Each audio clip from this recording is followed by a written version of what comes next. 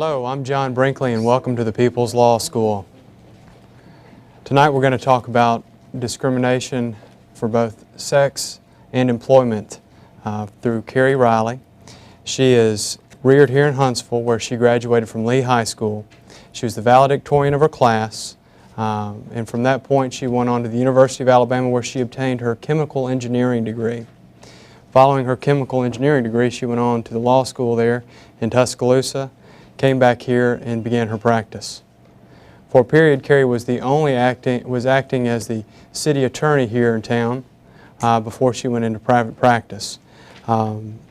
She does all types of cases, and specifically here now, she does work in the employment area. Again, I'll tell you that she does sexual harassment and sexual discrimination cases here in the employment arena. She is the only lawyer in North Alabama to obtain a sexual harassment verdict in state court. Furthermore, she was the first attorney to obtain a verdict in federal court under the Americans with Disabilities Act. She told me that she didn't even know that this was the case until somebody contacted her and told her that she was the first person to ever pull it off. She said, "You know, I didn't go out there to be the first one to ever do it. I just went out there to do the best I could." That tells you a little bit about her. Additionally, she is the mother of 3. She has 2 daughters, Erin and Kimberly, and a son named Daniel. And she is going to be very excited to talk to you tonight about employment law. It's my pleasure to introduce Kerri Riley. Thank you, John. Thank you. Good evening. I'm Kerri Riley, and I'm really pleased to be back here again. We were trying to decide. I think this is my 3rd time to speak at the People's Law School. And so maybe this time I'll be an improvement upon the last 2. Before we get started, I just want to follow up a little bit and tell you a little bit more about me. I practice right downtown. I've been practicing 23 years now. I do primarily now personal injury cases. I do employment discrimination and harassment cases. And I am beginning to do a fair amount of domestic litigation, which is non-jury cases, sort of to bring a balance to my practice. But tonight, you all want to hear about employment law, and so I will start in on that. What I want you to do is to, as I go along this evening, to think of your questions that you might have at the end. I'm going to try to stop. Will somebody give me about a 10-minute warning? Alan, will you do that? And then I'll stop and try to take questions at the end. If you have just a short question, put your hand up and I'll try to take it as we go along. There are several major employment statutes that you may or may not be familiar with. What I deal with primarily in my practice is Title VII, which prohibits discrimination on the basis of race, color, religion, sex, national origin, and has been extended through the Pregnancy Discrimination Act to prohibit discrimination based on pregnancy, the ADEA, which prohibits discrimination based on age, and the ADA, which prohibits discrimination based on disability. Those statutes also prohibit retaliation. And that many times turns out to be the stronger case. You can just barely make out a claim under the base statute, but then the retaliatory acts after someone began complaining that they were discriminated against become the really more egregious acts that I can bring a lawsuit and maintain a claim on. And all those statutes prohibit discrimination and retaliation based upon complaining about the discrimination that you suffer.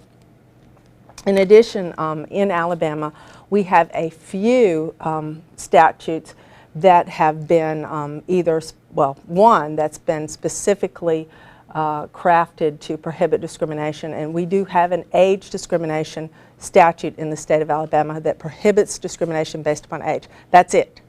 If it weren't for our federal laws and you were discriminated against on any other basis than age, then you'd just be out of luck in Alabama. But we do have an age discrimination statute. We have other statutes that are traditional tort type statutes, such as assault and battery, which some lawyers, and I'm one of them, have been able to successfully bring claims for sex harassment in state court based on assault and battery, because of course assault and battery is a touching that is unwelcome or being placed in fear of being touched in an unwelcome way, and sex harassment of course is unwelcome touching.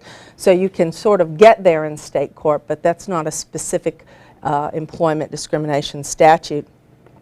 We also have other Alabama claims that can be made. Invasion of privacy is one, negligent training is another, outrage is another, and some of those different types of causes of action come into play if you're in a situation where you have an employment wrong or a wrong in the workplace. Now, I don't know if you've ever been exposed to that sort of concept yet in other areas of the law, but I thought what we'd do tonight is I would sort of take you through a typical scenario where someone comes into my office. Most frequently it is a plaintiff, because I do primarily plaintiff's work, which means that I represent individuals and not major corporations and not insurance companies. But also from time to time I do advise people on the defense side. Those are usually small to medium-sized businesses, or occasionally I have represented people who've been wrongfully accused of sexually harassing someone. But usually the situation in my particular case is that someone comes into my office and a wrong has been done to them in the workplace, or they believe that a wrong has been done to them in the workplace. And so what I do is, first of all, I explain the law to them. And it comes as a great shock to many people, particularly some of our transplants to this community who are from states in the north and wherever, that we have employment at will in the state of Alabama. Employment at will means that you're employed at the will of your employer, and if they want to fire you, they can, for a good reason, a bad reason, because you have blue eyes, because they want to give their job to their no good son-in-law, because any reason at all, they can terminate you and give your job to someone else. It's employment at will. The only thing that an employer cannot do in the state of Alabama is terminate you and give your job to someone else if that situation falls within the narrow scope of your federally protected rights, or if it's because of your age now in the state of Alabama. That comes as a great shock to many people, and even though I tell you this right now, and I tell my clients this, they say, wait, but I didn't take the money from the till, or I was the best employee they had. I'm sorry. But that is the state of the law in our state, unlike some other states like California, where employees have a lot of rights. Those states are right-to-work states, and we are not one of those. So if you come in with an employment wrong that you think has been done to you, the first thing we have to do is determine whether or not that fact situation fits a federally protected right that you have, that you're a protected person, you're over the age of 40, which probably catches almost everybody in this room now. We're all old in this room. How about that? You're over the age of 40, you're gender protected, you're of a minority race, or something like that. Are you a protected person? And then were you terminated, or were your rights taken from you to your job duties given to somebody else, the good ones, for example, and you given the job of, you know, something less desirable because of your age, because of your race. It's not just enough that they took your job and gave it to somebody else, or your employer took the good duties away from you and gave you the yucky duties. That's what my note says, the yucky duties. The yucky duties. The yucky duties. Well, everybody understands yucky. Gave you the bad duties. It has to be because of the discriminatory reason. And then you have to be able to prove that. So, you know, we have to look through each statute and see if your situation fits. And then and only then can we look to what do we do next? What do we do to redress this wrong?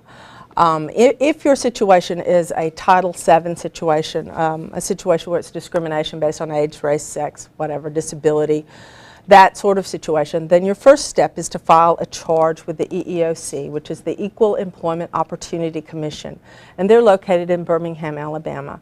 This is a necessary first step to bringing a federal claim. It's a simple form, you fill it out. You better make sure to sign it in the right place, on the left and not on the right, or perhaps it's the other way around, I don't know. But if you do it wrong, they send it back.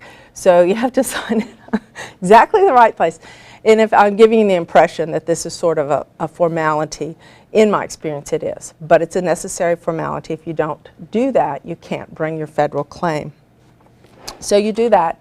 And then at some point in the future, a minimum of 6 months, but it could be longer than that, the EEOC will issue what's known as a right to sue. That's your permission to sue.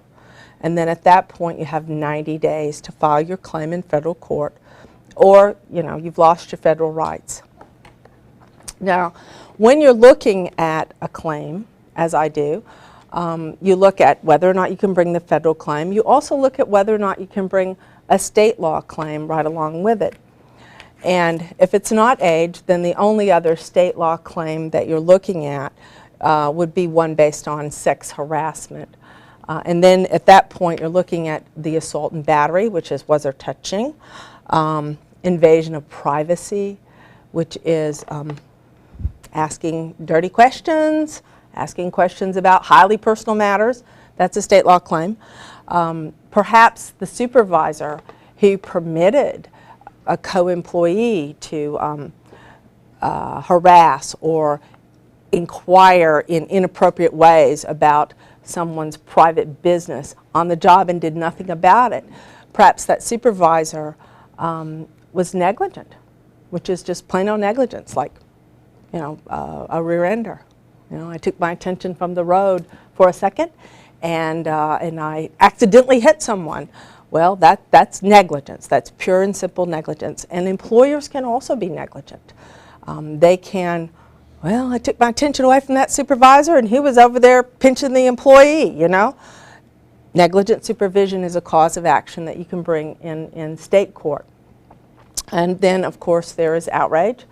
And we all know that when we see it. That is conduct that is beyond the bounds. And generally, again, in the sex harassment arena. So if you're looking at bringing a lawsuit, you bring your federal claims, and then you also tack on those state law claims, if you can, into your federal lawsuit and proceed to court. Now, why would you do that? The reasons are primarily economic reasons, sometimes reasons of proof as well. There are differences in each law of what you have to prove to win your case and what you can get if you do indeed win your case. A plaintiff in a employment discrimination case, a Title VII case, can obtain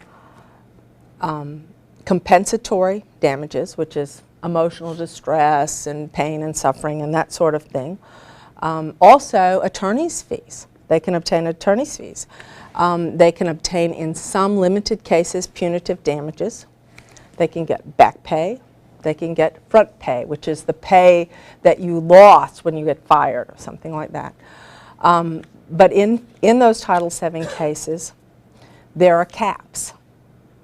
Now, attorney's fees are over and above the top. That's one reason to bring a Title VII case. You've got a plaintiff. They can't afford $100,000 of attorney's fees, but yet they're 55 years old. They've lost their job. They think it's wrongful, and they're never going to get another job like that again. They need representation. So they can go out and hire an attorney who will do their case on a contingency fee basis, because if the case is strong and they do win, the employer has to pay all those attorney's fees. That's a good reason to bring a federal claim under Title VII. On the other hand, the compensatory damages and the punitive damages under Title VII are subject to a cap. and those can be pretty stringent caps.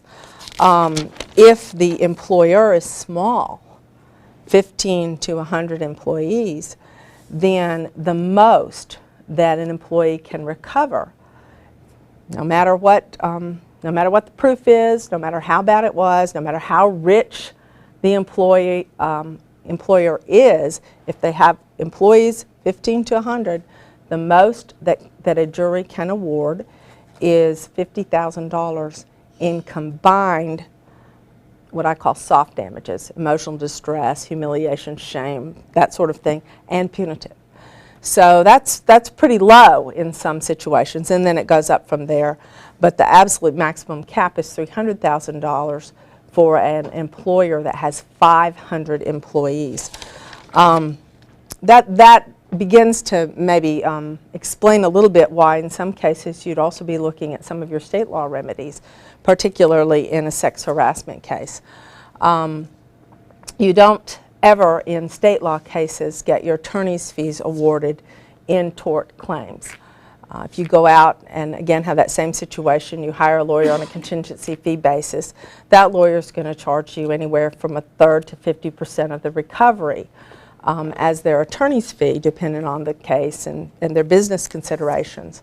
But you're not subject to the caps. So if the conduct is really egregious, you might get a very large punitive damage award. You might get a very large award for pain and suffering, shame, humiliation, or whatever that you cannot obtain under federal law. So most lawyers look at all the different claims and try to bring as many of them at the outset as they can in one lawsuit, and then figure it out as they go along, which types of things are easiest to prove, which types of things they can't prove under their different theories and where their damages lay. And this is what I do as a plaintiff's lawyer. And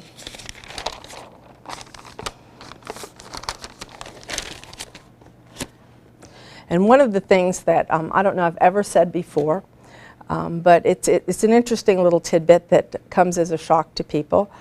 If you obtain a verdict after, I don't know, maybe 3 years, maybe you're in litigation 3 years and you've been wrongfully terminated, and you finally get your verdict for so many dollars of back pay and so many dollars of front pay, guess who comes calling? The IRS. So you have to pay taxes on all of it. The only thing that is excluded from taxation in terms of an award in a case is personal injury damages or physical sickness damages, and those are not what the IRS has construed and the courts have construed are Title VII damages. So if you bring a Title VII case, I guess if you brought a state law claim for assault and battery, it might be different, but if you bring a Title VII case and win on that, you got to pay taxes on everything. So it's just not quite what many people think. Another reason why you have to look very carefully at which statute is important to you when you're bringing a case is because there are differences in terms of the time limits to bring cases. Now, I think I mentioned earlier, if you have a claim for age, race, sex, disability, religion, national origin, and you want to bring it with the EEOC, you have to do that within 180 days of the adverse employment action, which is the wrong thing that was done to you, or you can't file your suit later on down the road. There are some exceptions in terms of sex harassment. If it's a continuing pattern, then you might be able to file it a little bit later than 180 days, but there's no good reason to wait. And the reason why I say that is because you want to also look at your state law claims, and most of those claims are 2-year statute of limitations. So if you wait around 180 days to file your sex claim, or even longer for federal, in state law, each individual action has only 2 years. Each wrong thing that was done has only 2 years. So you may be losing some of your claims on the front end if you wait. Assault and battery, on the other hand, is an intentional, on purpose kind of cause of action, and it has a 6-year statute. I haven't ever actually looked at a client who came in to me 3 or 4 years later, but potentially you could still bring a sex harassment case that long out and still maintain your case. Now, I don't know if I've gone too fast or have not made good sense. Does anybody have any questions to this point? Sure. Employment at will Uh-huh. is not actually a statute. No, it's a doctrine. It's a doctrine. If in the states that have right to work, they have statutes that provide those rights to work. They have laws. And since we have no laws, then we fall back on the no rights, because employment rights are statutory rights. Anybody else? Sure. If somebody gets terminated with any kind of a stigma attached to it, like, you know, it's took from the till or anything like that, and you really didn't, is there any recourse on something like that if they're brought particular shame to the person? Well, there can be. That falls not technically under employment law or employment statutes, but rather libel and slander. If you defame someone, you don't tell the truth about them, and it brings shame or humiliation upon them, or destroys their reputation in the community, or enables them or prevents them from getting another job. In a situation like that you described, those are the things that you would evaluate. They're not technically employment statutes, but I do see a fair amount of that. I see people asking questions about that. The problem in situations like that is always proof. Who's going to come up and say, well, I didn't hire you because your former employer said you stole? And, you know, of course it's not true. But if you can prove it, then that's what you look at. And those are state law claims with, you know, applicable statutes of limitation. So far you've addressed Title VII. Will you be addressing Title V? I won't. I don't do any Title V work at all. I do a fair amount of FMLA, which is Family Medical Leave Act, and that comes up very frequently in my practice, sometimes in conjunction with workers' compensation, where employees have been denied their workers' compensation for whatever reason, and encouraged by their employer to take Family Medical Leave Act instead. And then what happens in situations like that is that after their 12 weeks of FMLA leave is over, they get fired. And then they say, oh, you know, I've run comp, they couldn't have fired me. And so I see some of that going on, where people think they just have a small injury and it turns out to be a much larger one. Sure, go ahead. I asked about Title V because it pertains to the government military veterans benefits, and you'll have the veterans coming home, USERA, and the other veterans benefits entitlements for reemployment. That's why I asked the question. And I was wondering if there's anybody in town that does handle those cases. You know, I don't know. Thank you. I don't know. I do not. I know a couple people that I could call if you want to see me afterwards, if you know a situation like that, and ask them if they do. Sure, go ahead. Hold on. Ah, sorry. Is there a statute of limitation on workman's comp? 2 years. 2 years? 2 years from the date of the last payment of workers' compensation benefits, which is not a payment of a medical expense. That's not what I meant. Let me try again. Is there a statute of limitations on when you file for workman's comp, when you have a injury? Oh yeah, pretty quick. I believe it's 5 days. You're supposed to notify. But that's not file a lawsuit. That's notify your employer. Is that clear? Yes. Yeah, Alan's, go ahead. That's clear. Yeah, you notify your employer immediately, and then you have 2 years to file a lawsuit if you have to do that. If an individual files under Title VII, and they do not prevail in the case. Is there something in the law that says the other party can come back and file for their lawyers? Get attorney's fees in Title VII. I don't think there's attorney fee shifting in Title VII, but I would have to look at that. That has changed. I haven't looked at that in a very long time, so I'd have to look at that. Go ahead. Can you? This might be a hypothetical case. You can substitute any names you'd like to in here. But let's suppose I had a lady boss. She invited me out to dinner. And at that time, she made what might term to be improper advances and probably threatened me with termination of employment and so forth if I wasn't, quote, cooperative and all. Is that grounds for sexual harassment? Absolutely. Absolutely. But this is off the job, probably no witnesses. Absolutely. Absolutely. Actionable sexual harassment.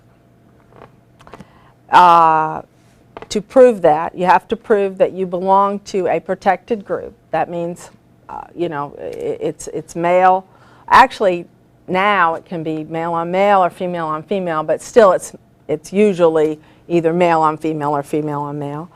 That you've been subjected to unwelcome advances of a sexual nature, that it's because of your sex, not because of some other reason, and that it alters the terms and conditions of your employment. And that's actionable sexual harassment. If it is a supervisor, the company is liable.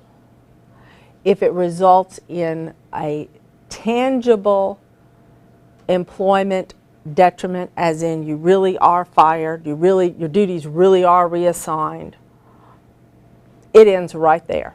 The employer is liable if you can prove it.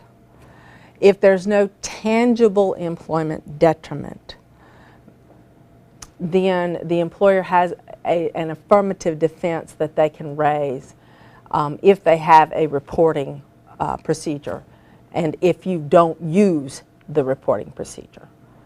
But in the scenario that you describe, actually there's a new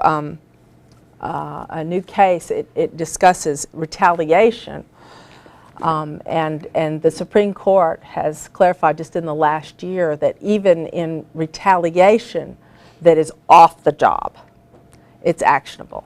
So harassment off the job in the scenario described, absolutely. If it's detrimental to the terms, privileges, and conditions of your employment, but also retaliation, even if it has nothing to do with the job at all, even if it's off premises, if it's retaliation because you complained about sex harassment, it's actionable, and that's a new Burlington Northern Santa Fe Railroad Company case within the last year. And I can think of 1,000 things. You know, I kicked your son off the softball team because I don't like you anymore because you complained of sex harassment on the job. That's actionable. Anybody else? I think you kind of touched on it, but if he mentioned that he had no witnesses, no evidence, would you accept his case based on that? Would I accept his case based on that? Most attorneys would not accept their case. You know, in reality, no witnesses, no evidence. So I was just wondering, in reality, would you really accept his case based on? I will tell you that I have accepted my last he said, she said case. And the reason for that is the plaintiff bears the burden of proof. If two witnesses are equally credible, then the plaintiff loses. There has to be more on the plaintiff's side to win. I did try a case. It killed me. It killed me because we lost this case. And I share this with you as my experience. The jury determined and told us afterwards that the plaintiff was credible and they believed her, and that the defendant was a slime bucket and they knew he was lying. That should have been enough to change that from he said, she said, to we choose to believe her and we don't, but it wasn't. And that was my last hurrah at a he said, she said. So as a practical matter, I wouldn't. I'd be arranging ways to get some proof, and I could tell you about those off camera. So go ahead. Go ahead. Is an employee required to follow any other avenues before prior to filing a lawsuit? Like, is he supposed to tell his supervisor he's being harassed or she's being harassed, and go through certain steps before you can file a lawsuit? It is always a good idea to use a procedure that has been outlined by an employer to report sexual harassment or discrimination.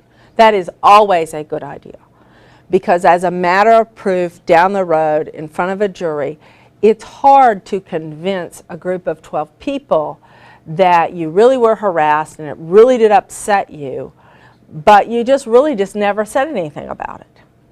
So despite the fact that this procedure for reporting and it was posted everywhere, it's always posted everywhere when it's in litigation, and you know, our doors were always open and whatever, so it's always a good idea to report. If in a sexual harassment situation, if it is a supervisor on employee and there's a tangible job detriment, legally the employer does not have that affirmative defense that we had this procedure and you didn't use it. But that doesn't change the fact that they still can bring it up, and it makes the employee not look particularly credible if they didn't complain. So complain loudly, complain often. Back to the situation he brought up, and her, and then you said everybody knew he was a scumbag. He's done it before. The company just tended to look the other way, which happens quite often. There's a reason why I do this for my living. and now I know it's this burden of proof and this evidence gathering. Can you bring, you know, can you get his records where there have been other complaints in the past, and that's still a he said, she said case? It is always stronger.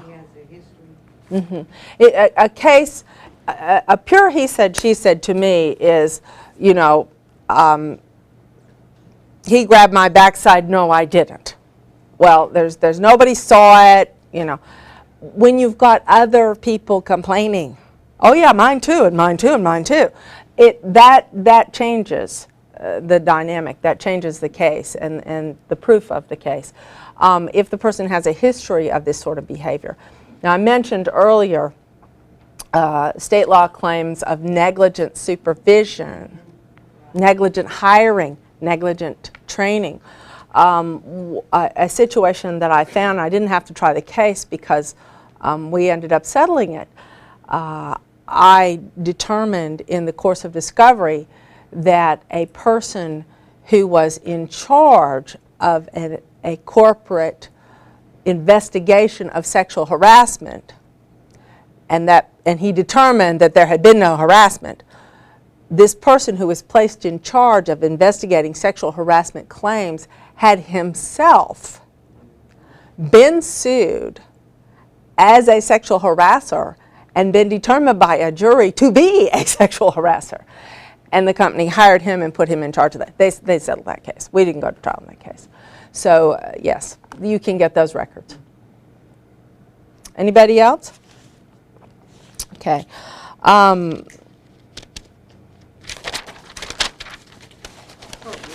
Sure. I'm not doing what I'm supposed to do. I promised that I would get you on the mic. You had to comment about instituting a case in federal court and also in state court, does the results of a case in, say, federal court influence the results in a state court? Can you win in one, lose in the other? Or is it, Well, you don't bring both. What is done is you bring a federal case and you tack your state case onto it. And you try your entire case in one forum, which is the federal forum. Now sometimes, and I don't think I said this earlier, but Title VII only kicks in if there are 15 employees. If you are working for a business with less than 15 employees, guess what? No employment rights. In those situations, you will have only your state law claims, if you have any. And in a case of sexual harassment, then you are bringing a state law, for lack of a better term, sex harassment case down at the county courthouse and claiming assault and battery, outrage, invasion of privacy instead of your Title VII claims. And that's where you come into bringing a state case, but that's because you can't bring one in federal court. Does that answer your question? Sort of? Sort of? I'm sorry. I might not be doing the best explaining tonight that I ever have. you know, what I meant was, let's suppose you brought a case in federal court and you lost. Okay, is that now going to be a defense by the defendants in a state court action? There won't be one. You will have brought your state court claims in that federal lawsuit too. So, so you don't, okay. you So- don't file in two different places. Well, it sounded like when you first said that, it sounded like you could bring them both together. You could file in state and federal. You bring them both together, but only all of it in the federal court. Oh, thank you. All of it. It's just it's a second page to your lawsuit. Think of it that way. Where when you file your lawsuit, and probably have you all ever seen an actual lawsuit? Yes? Has anybody in People's Law School actually brought a lawsuit up here and showed you what one looks like? No? You know, if I come back next year, I'm going to bring a lawsuit. Because, you know, and it might surprise you to learn that there are lawyers who graduate law school and they've never seen a lawsuit. So it's not that unusual. It's often considered to be, oh yeah, that, you know, but it's a very important thing. So maybe I'll bring a lawsuit. But a lawsuit has some pages and pages and pages, and it says, well, who is the plaintiff? Who is the defendant? Why are we in federal court? What claims are we bringing? And each claim is different paragraphs in sort of a recitation of what the wrongs are. And then the last part of it is, and this is what I want you to do about it, judge or jury, depending on the situation. And that's what a formal lawsuit looks like. So you'd have different pages, basically different paragraphs saying, these are our federal claims, judge, and these are our state claims. Sure, but we got that. Mike, can we pass it back to this lady in the back?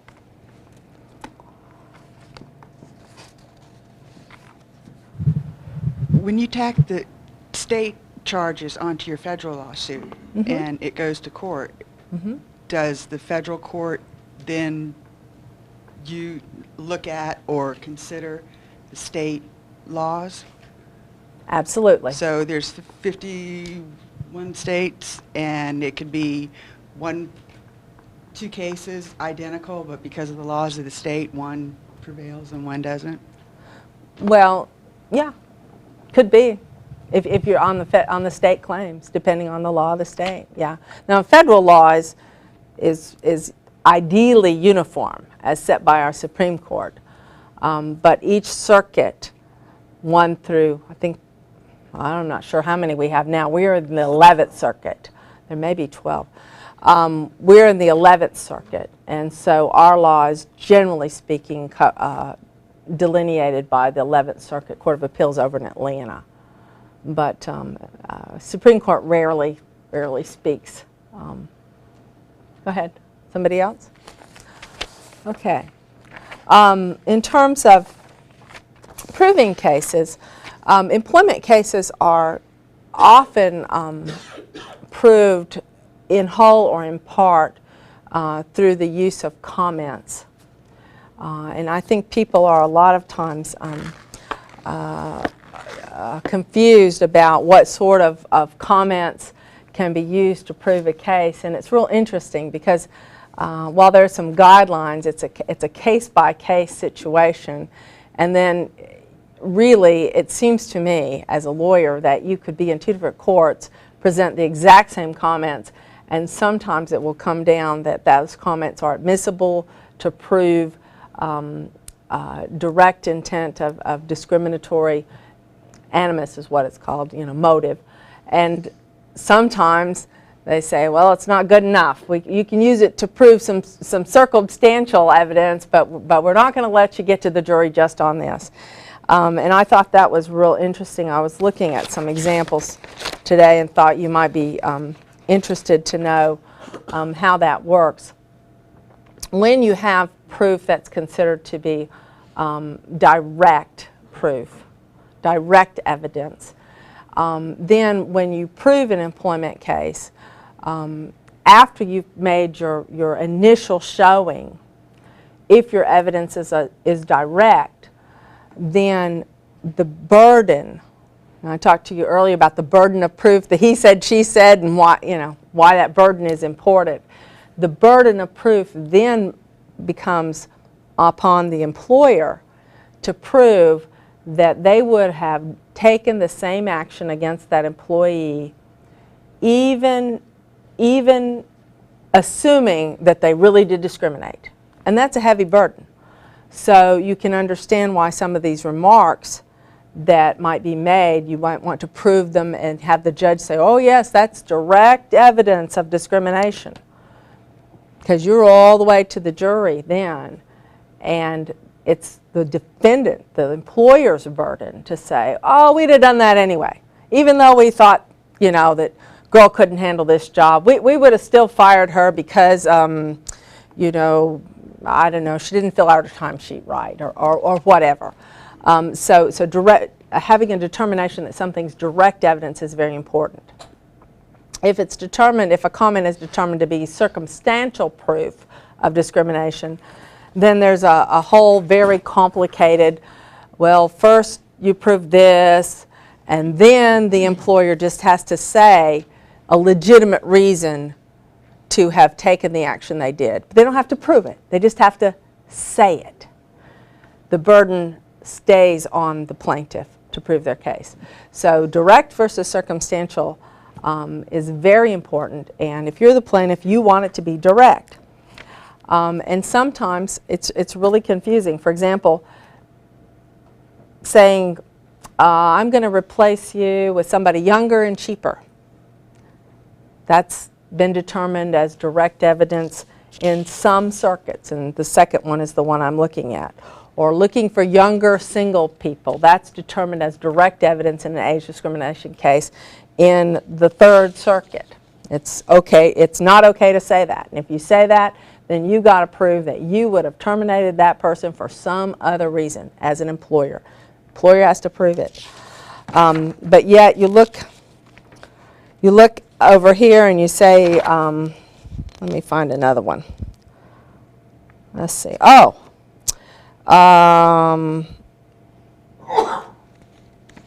A supervisor said that a county was going to continue to promote on the basis of color.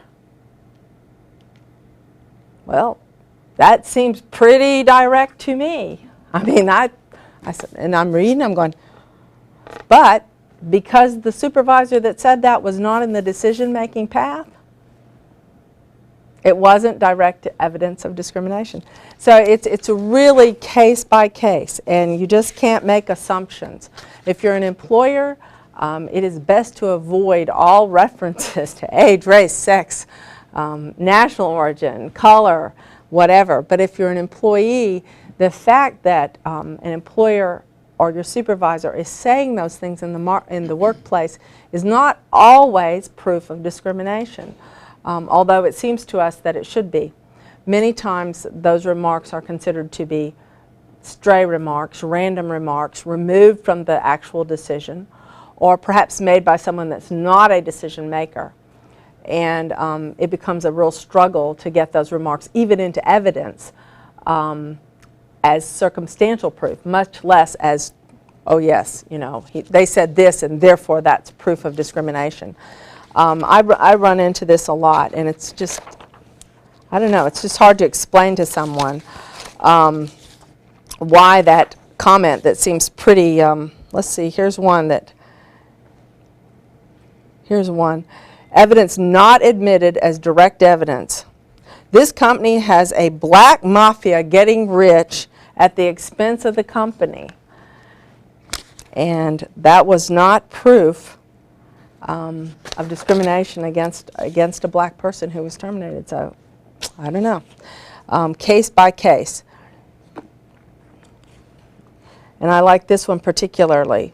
Supervisor spied on an employee and whistled tunes like This Old Man and Three Blind Mice.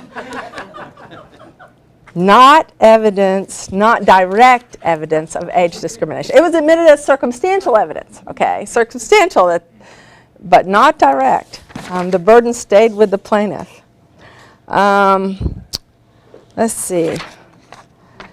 Now, here's one that was direct, not direct, but admitted as circumstantial.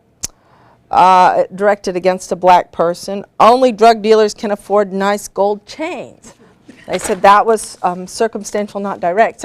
So people come into my office, and I mean, I would be highly offended if I were wearing a nice gold chain and somebody said that to me, and and that was tied in close in time to a termination, and you'd think, my goodness, that's clearly evidence. That's clear evidence of discrimination. But in this particular circuit, it wasn't. It was circumstantial, but not direct. The burden stayed with the plaintiff, and that's something. Let's see. Oh, and stray remarks, evidence not admitted at all, at all. An age case. You'll like this one. I should have a warning on this one. Plaintiffs were called by their supervisors old farts on a regular basis. The court said this was not evidence enough to establish pretext even. So it wasn't even circumstantial. It was excluded from the case. So, and they were fired. So it's real interesting on how these things turn out. And you see why your judge and your forum and your particular facts of a case are just real important. And there's just no hard and fast rule. We got to look at every case one at the time. So on that interesting note, do we have any other questions before I turn to something new? Do we have the mic? Is it public knowledge which judges, like you mentioned about the different circuits, which judges have a tendency to rule in certain, certain directions or not? Is it public or not? I mean, is it something that I can just go and find out how a particular judge usually rules or not? Well, decisions are public. Cases are public. In the old times and in the small counties, trials were spectator sports. And people had balconies, and they came in with their fans and listened to whatever testimony was going on. And trials are still public in this country, which is, of course, not the case in every country in the world. So the trials are public, and the decisions are public, and you can go up and listen to them, and you can read them if you want to.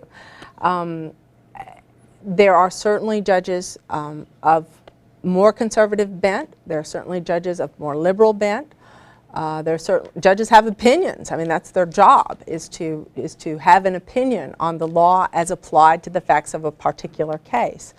So if you read a number of decisions, you or a lawyer or a paralegal or a person just from the public would probably get a feel for whether or not a judge is likely to rule in a certain way or likely to view certain evidence in a certain way.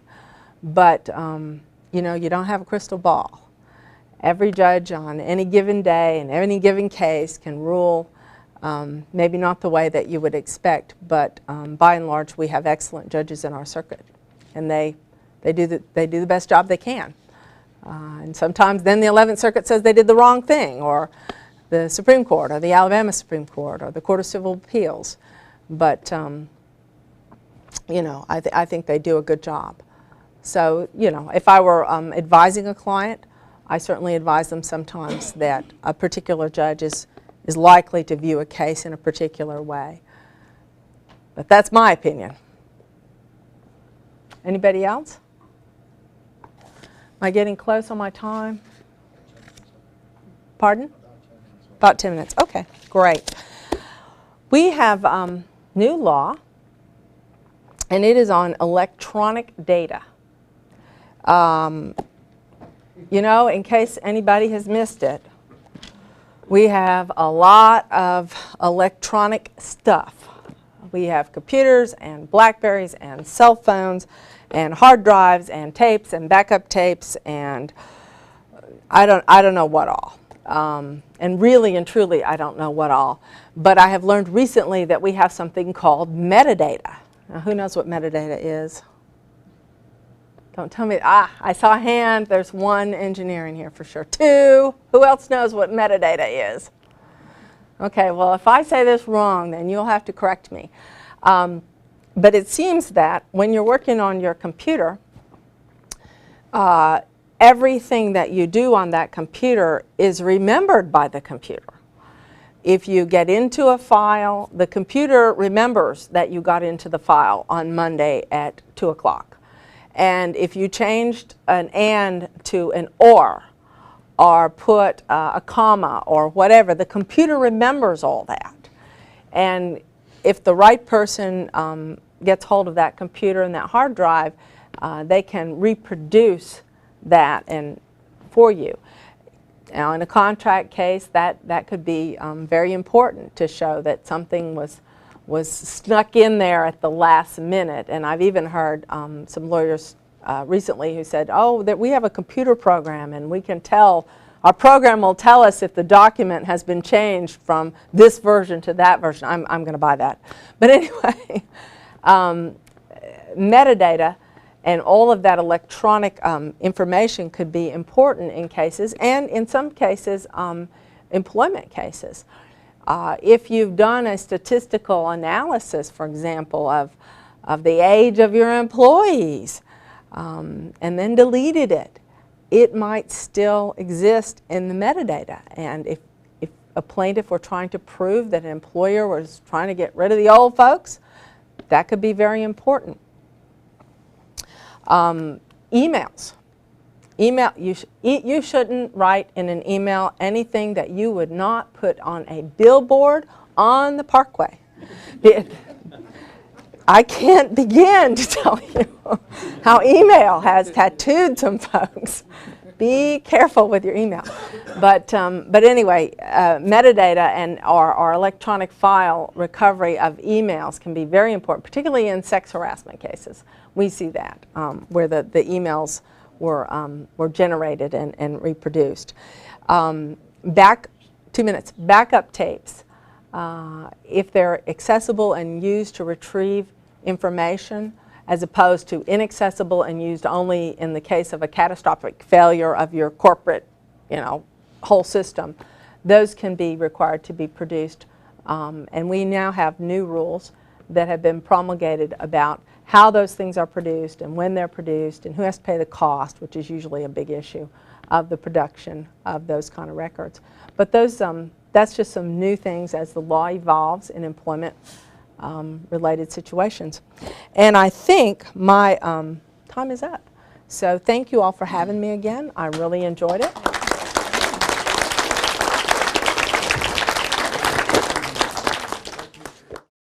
Pape, P-A-P-E. Hey, Ms. Pape, come on in, please, ma'am. Thank you for attending People's Law School. Thank you. Here's your certificate. Thank you. And we want to thank you, ma'am. Do you have some comments that you'd like to leave us with? Well, I found the class very informative, and I got a lot more out of it than I ever expected to. Well, thank you Very for much. those nice comments. Thank you, ma'am. Thank you. All right. Dennis Stout, please come on up. I was watching you tonight, and you were very attentive. It's always a pleasure. Yes, Thank sir. you very Here's your certificate. Do you have some comments that you might say about how we could improve? It's the third time that I've been here. I've enjoyed it every time that I've been here. It's always something I've looked forward to every week, and I'd like to see some constitutional law. It's my Some favorite. constitutional law. We'll ask Mr. Brinkley to put that on the agenda. All right, thank you All very right. much. Okay. All right, thank you. Bill White? Oh, Mr. White, here we go. Thank you, sir. Mr. White, here's your certificate. Thank you. Thank you very much. Would you like to Very say good- anything for us? Very good class. I Very hope they good. continue doing it. Well, thank you for your attendance. Thank you. All right. James Tabor? Oh, Mr. Tabor, there you are. Thank you, sir. Mr. Tabor, thank you, sir, for your attendance. How did you enjoy the classes? Really enjoyed it. It gave me an awareness of what goes on out in the legal system. And the only thing I could say for a comment is that most of these speakers that were here seemed to have to quit when they had more things to say. Lawyers are kind of wordy. That's true. Build some more time. All right, sir. Thank you, sir. Thank you very much. David Stevenson? Yes, sir. I was watching you all night while I was speaking, and you were very attentive. Thank you, sir. Thank you very much for being here. This is your certificate, and can you give us some comments that might help us in the future? Well, I'll tell you this is my first time to attend, Uh-huh. and I feel like that you certainly increased my knowledge of legal topics in the People's Law School, and I may have to reassess my opinion of greedy trial lawyers. Thank you, sir. Thank you very much. Christina Bailey. Oh, Miss Bailey, thank you kindly for being here. Would you like to say anything? Yeah, it's turned upside down what I thought I knew about our legal system with corporations and dealing with corporations and how they control things. Okay, gave you some insights you didn't previously have? Yes, majorly. All right, well, thank you, ma'am. Thank you. Thank you very much. Darlene Billingsley? Miss Billingsley, is this your first year? Yes, it is. I'm looking forward to next year. Did you enjoy it? Yes, I did. Well, that's great. Well, thank you for your attendance. Thank you. All right. Kathy Bradford? Oh, Miss Bradford, please come up. This is your certificate showing you attended, and is this your first year, ma'am? Well, I came about 12 years ago, and this is the first time I made it back. Oh, well. But I really did enjoy it, and hopefully it won't be that long before I can make it back again. We've been very pleased to have you. Thank you. All right, thank you, ma'am. All right. Ronald Brock, this is your certificate. Thank you. Thank you, very Mr. much, Brock. Mr. Moore. Would you care to say for anything or give us some Well, pointers? It's been a very informative session, program. Okay. I've learned a great deal about law in general. I would like to see it a little longer, a little more comprehensive. There are a lot of subjects that haven't been covered like tonight. You didn't have the opportunity to finish your... talk about arbitration. Arbitration. That's true. And a couple others, so Yeah. maybe be a little longer. All right. But I'm looking forward to next year. Well, sir, thank you very much for your help.